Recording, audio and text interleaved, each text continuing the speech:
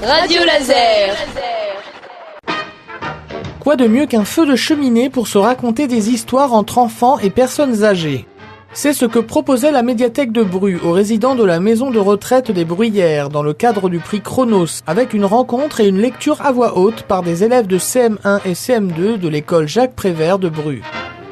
Le prix Chronos, donc, c'est un prix qui a été créé en 1996. C'est un prix national de littérature jeunesse qui a pour objectif de créer du lien intergénérationnel. Donc de se faire rencontrer des personnes âgées et puis des enfants allant de la maternelle jusqu'au lycée. L'objectif, c'est évidemment de lire la littérature jeunesse, évidemment. Donc là, c'est des romans qui s'adressent à des CM1, CM2 cette année et de partager autour de la littérature de jeunesse. Au fil des rencontres et des lectures, des échanges se créent entre enfants et personnes âgées. Ça permet de créer du lien entre des résidents et puis des enfants, et puis de discuter sur le lien intergénérationnel. Donc c'est bien de confronter un petit peu les expériences entre les enfants et puis la vie des anciens en fait.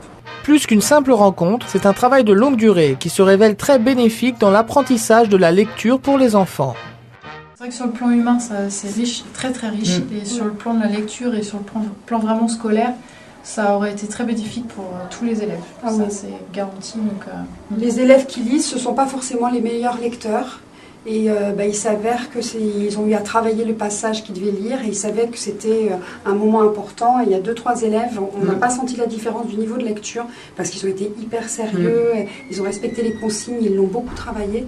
Donc je pense que quand on rentre dans un projet de lecture comme ça, on en gagne toujours quelque chose. Pour finir, ce travail débouchera sur un vote national qui aura lieu le 11 février 2010 à la médiathèque de Bru.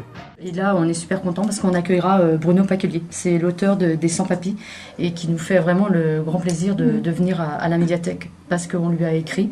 Et il a été enchanté du projet, de la relation qu'il y a avec les personnes âgées, les enfants. Et donc, évidemment, lui, il a dit, il a été partant tout de suite.